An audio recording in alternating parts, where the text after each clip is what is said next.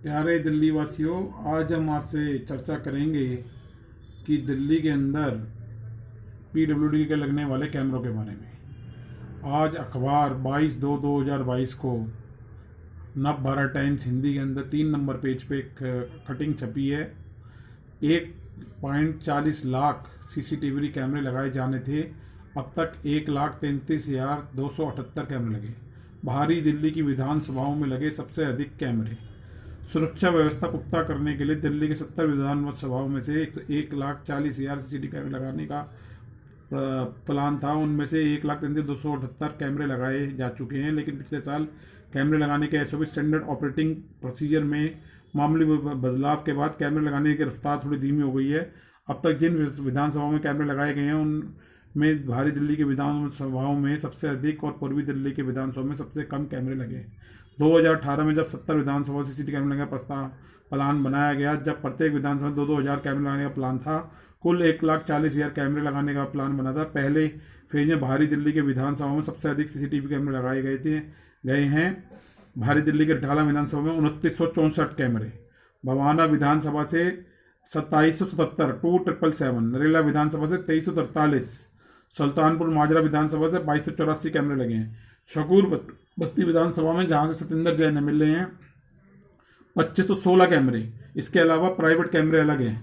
शालीमार बाग में 2393, न्यू दिल्ली में 2630, पटपड़गंज में 2833, शादरा विधानसभा में 2403 कैमरे लगे हैं। पूर्वी दिल्ली के कुल विधानसभा में भी फेज में भी कैमरे लगाने का काम शुरू नहीं हुआ। दिसंबर के अंत तक मुस्तफाबाद और विश्वासनगर विधान क्षेत्र में एक भी कैमरा नहीं लगे थे। गांधीनगर विधानसभा क्षेत्र में 385 कैमरे ही अभी तक लगे हैं। एसओपी में बदलाव। पहले हर विधान क्षेत्र में 2000 सीसीटीवी कैमरे लगाने पड़ता था, लेकिन जनवरी 2021 में एसओपी में मामूली बदलाव कर दिया गया ताकि जहां जरूरी हो वहीं कैमरे लगे। नए एसओपी में किसी विधानसभा में सीसीटीवी कैमरे लगने के लिए वेबसाइट पर ऑनलाइन फॉर्म भरने की प्रक्रिया बनाई गई है।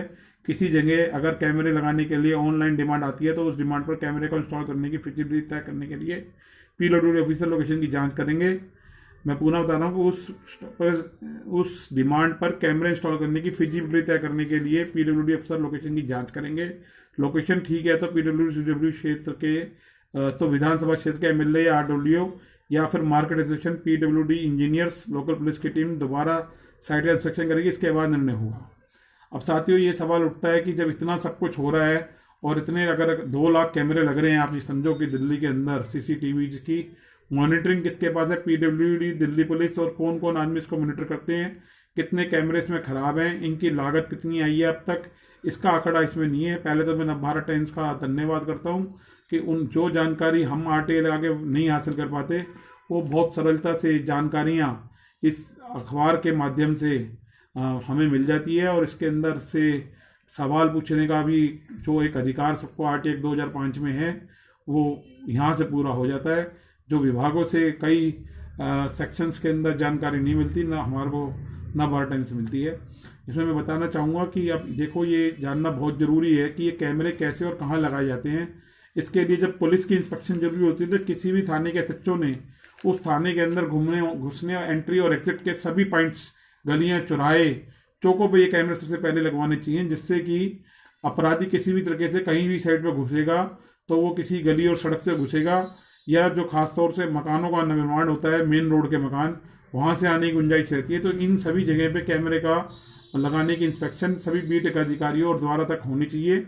और अगर ऐसा पाया जाता है कि उन पे अगर कैमरे नहीं लगे हैं आज तक भी, तो इससे ये लगता है कि ये कैमरे लगाने का जो मूल पर्पस था कि क्राइम को कंट्रोल करना, महिलाओं की सुरक्षा को लेके जो मसला था, बच्चों की सुरक्षा को लेके मसला था, 80,000 बच्चे हर साल गायब हो जाते हैं हमारे देश से। तो ये जो सब चीज़ें हैं, इसके लिए मैं ये समझता हूँ कि ये कहीं ना कहीं वो जो एक मकसद था जिसके लिए ये कैमरे लगाए जाने थे, वहाँ कहीं ना कहीं उसकी पूर्ति नहीं हो पाई है। और खासतौर से थाना रानीबाग क्षेत्र, शकूर बस्ती विधानसभा, एमसीडी वार्ड नंबर 66 में भी बहुत सारी ऐसी जगह हैं जहां एंट्री एग्जिट पॉइंट पर कैमरे लगे, जहां मात्र 200-250 कैमरों से काम चल सकता था, लेकिन अभी तक भी शायद वहाँ कैमरे नहीं लग पाए हैं।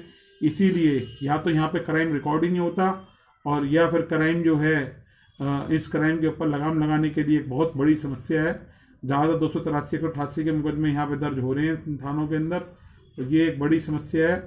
तो मैं ये चाहूँगा कि थाना रानीबाग क्षेत्र के एसएचओ मनोज यादव जी, एसीपी मंगलपुरी विद्याकांत जैन जी और आदरणीय डीसीपी आउटर डिस्ट्रिक्ट सभी लोग इसकी तरफ ध्यान दें। शकरबस्ती विधानसभा के जो एमएलए साहब हैं सतेंद्र जैन और उनके साथ जो उनके साथ कार्यकर्ता हैं और मामला नंबर 66 से चुनाव लड़े हुए सिम्मी गुलाटी जी, वो इस तरफ ध्यान दें कि अपने पुलिस के साथ एक मॉनिटरिंग टीम बनाएं और उनके बीट अधिकारियों के साथ और क्षेत्र का दौरा करें।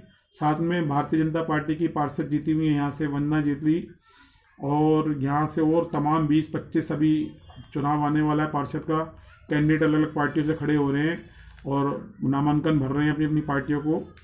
अभी इलेक्शन प्रक्रिया तो चालू नहीं हुई, लेकिन अभी हर पार्टी ने अपना एक इंटरनली प्रोसेस बना दिया है कि किसको टिकट देंगे, उसकी कार्यशैली को देखने के लिए। तो मैं चाहूँगा कि अभी ये सही मौका है कि अभी भी देर नहीं हुई है, कुछ कैमरे लगने बाकी हैं, तो प्रयास अगर करें कि जितने एंट्री एग्जिट पॉइंट्स हैं मेन रोड से किसी भी थाने क्षेत्र में घुसने के लिए बीट अधिकारियों की मीटिंग करके वो इस एंट्री, क्योंकि एक बीट अधिकारी पूरे दिन बीट में जब रहता है तो उसको प्रॉपर बिल्कुल पता होता है। कोई भी चोरी होती है 380 454 केस का होती है, कोई भी स्नैचिंग होती है, डकैती होती है, अपहरण होता है, फिरौती की बात होती है, तो सबसे पहले बीट अधिकारी से इन चीज़ों की डिस्कशन किया जाता है कि उस क्षेत्र में घुसने के और निकलने के कितने रास्ते हैं। तो इस तरफ अगर ध्यान देंगे, अब जैसे 2009 में ये थाना बना है, अब 2022 हो गया तो लगभग 14 साल हो गए, तो मैं समझता हूँ कि अब थाने के अंदर इसका रिकॉर्ड होना चाहिए कि किसी भी बीट और थाने के अंदर एंट्री एग्जिट पॉइंट कितने हैं, और उसके हिसाब से दिल्ली के भी सभी थानों के अंदर होना चाहिए। और उसी के आधार पे मैं ये समझता हूँ कि इसके अंदर आगे कार्यगत होना चाहती हैं। और इन कैमरों के ऊपर कितनी लागत आई ये यहाँ पे खुलासा नहीं हुआ, ये बहुत ज़रूरी है जानना। कौन सी कंपनी इस कैमरों को लगा रही है, कितनी लागत से लगा रही है, इन कैमरों की फिजिबिलिटी कितनी दूर तक आती है, और इसके अंदर कितने अब इन कैमरों के आधार पर अब तक केस सॉल्व हुए हैं, और इसकी जो प्रक्रिया है कि आसानी से आम जनता को इसकी फुटेज मिल सके, जरूरी पड़ने पे, कोई क्राइम होने पे, उसकी क्या प्रक्रिया है, इसके बारे में पुलिस अधिकारी को फुटेज मिलेगी या जनता भी ले सकती है, और उससे कितने चार्जेस हैं। मैं चाहूँगा कि शकरबस्ती विधानसभा में आप आम आदमी पार्टी के कार्यकर्ता, दिल्ली पुलिस के रानीबाग थाना के सभी बीट अधिकारी अपने अपने क्षेत्र में अपनी अपनी जनता को जागरूक करें, ताकि क्राइम होने पर जनता अपने बीट अधिकारी से, नेता से और पीडब्ल्यूडी विभाग से इसको आरटीए के माध्यम से या जो भी कानूनी प्रक्रिया है उसके द्वारा से इसको प्राप्त कर खुद भी अपने केस के अंदर अपने साथ हुई जो घटना, कोई भी आपराधिक घटना है, उसको आसान करने में, उसको सॉल्व करने में पुलिस की मदद ले सके और उनकी मदद कर सके। साथ ही अगर अपने किसी अड़ोसी पड़ोसी के भी अगर साथ कोई क्राइम की भावना हो रही है, खास तौर से जिसको पढ़े लिखा ना हो और जिसको जानकारी ना हो, वो भी इसके लिए क्या कहते हैं उसकी मदद कर सके। तो ये एक प्रोग्राम सभी व्हाट्सएप ग्रुप्स में हर एक थाने के अंदर, आज दिल्ली के अंदर पूरे भारत में लगभग 50 करोड़ मोबाइल आज सिम एक्टिवेट हैं, जो कि व्हाट्सएप सभी लोग आज गांव देहात तक, जहाँ कमज़ोर से कमज़ोर आदमी है, अनएजुकेटेड आदमी है, वहाँ भी आज मोबाइल और स्मार्टफोन उनके पास है।